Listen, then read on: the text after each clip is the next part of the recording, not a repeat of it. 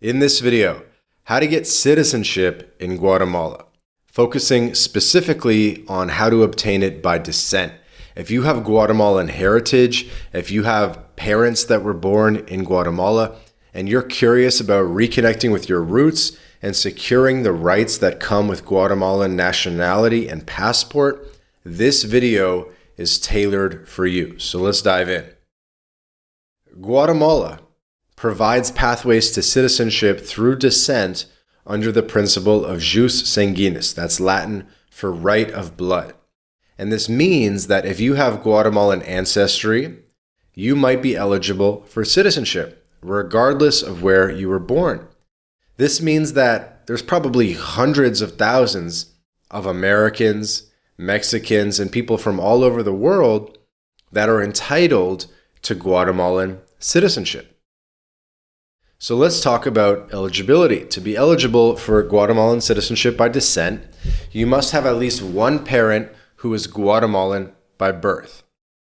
This is the primary criteria, as citizenship acquired through naturalization typically does not pass down to the next generation in the same manner.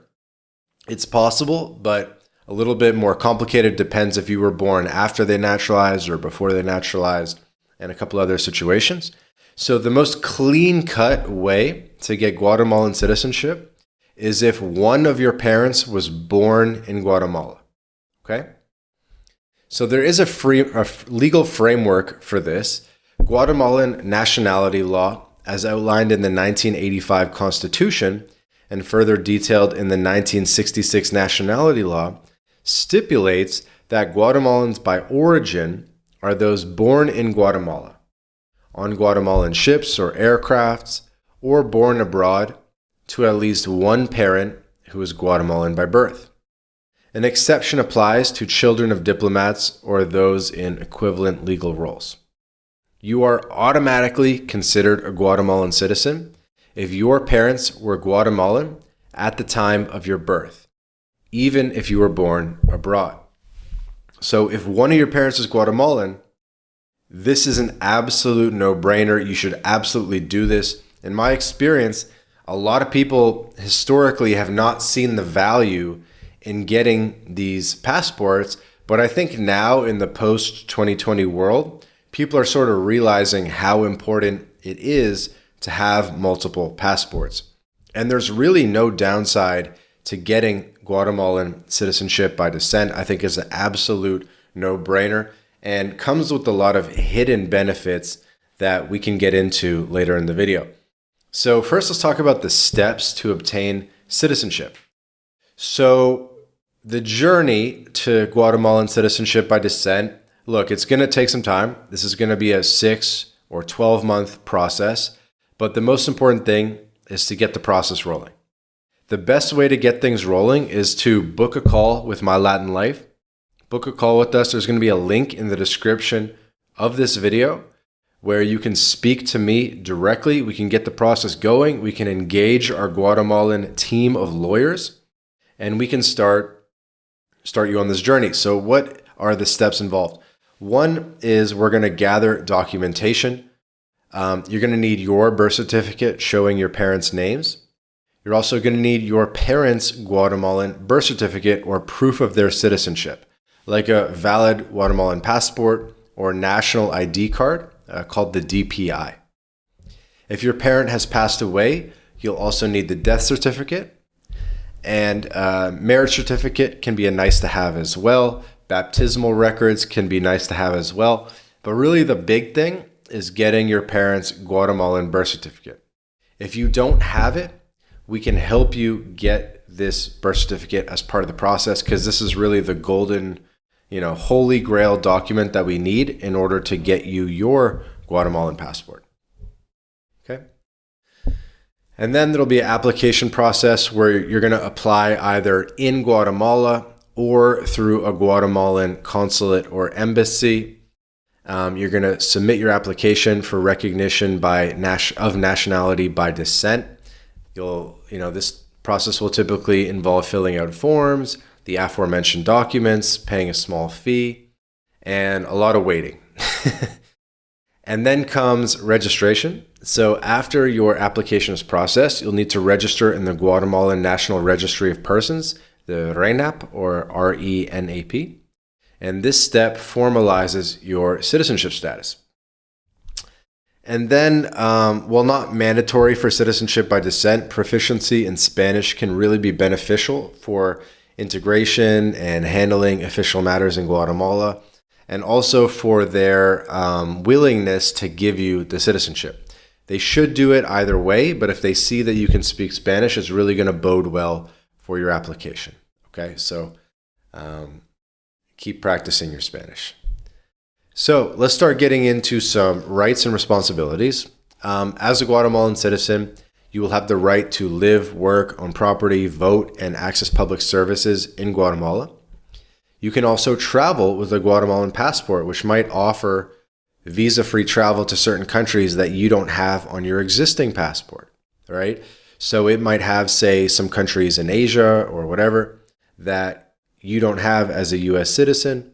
So it should fill in some spots in your visa-free travel worldwide.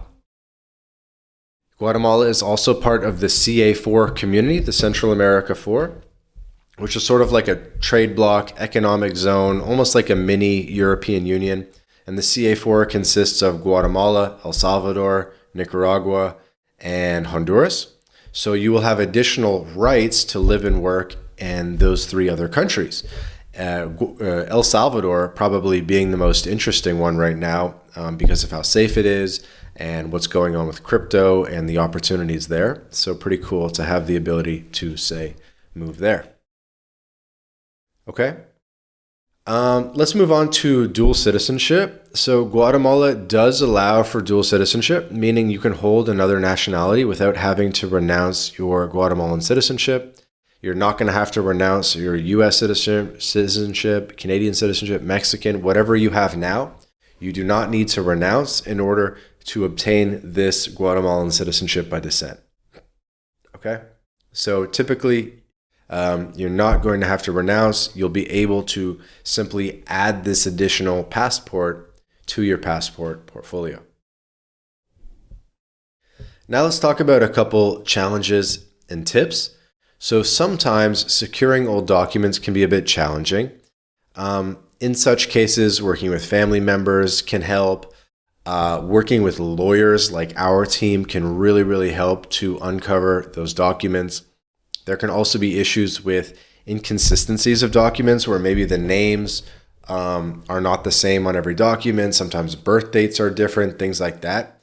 And we can help handle those situations by getting amendments or affidavits or whatever is required for the situation. Okay.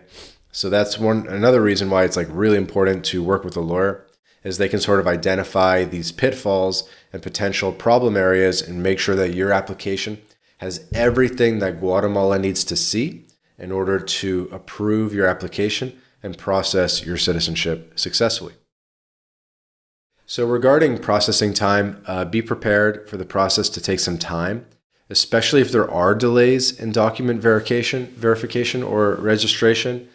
Guatemala doesn't move as fast as some other countries like Mexico when it comes to citizenship by descent, but as long as you follow the right steps, you're going to get the citizenship in your hands eventually. The most important thing that you need to do is just get the process started.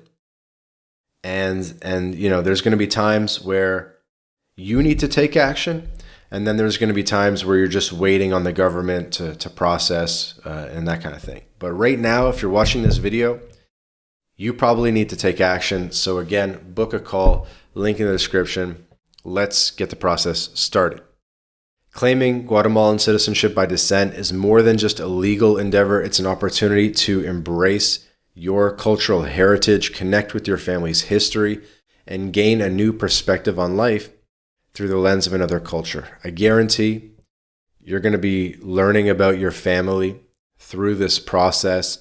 It's going to be well worth it, and I hope you can visualize that day in the near future where you have a Guatemalan passport in your hands and all the benefits that come with it. If you're inspired by this journey or have questions about your own path to Guatemalan citizenship, you can again book a call.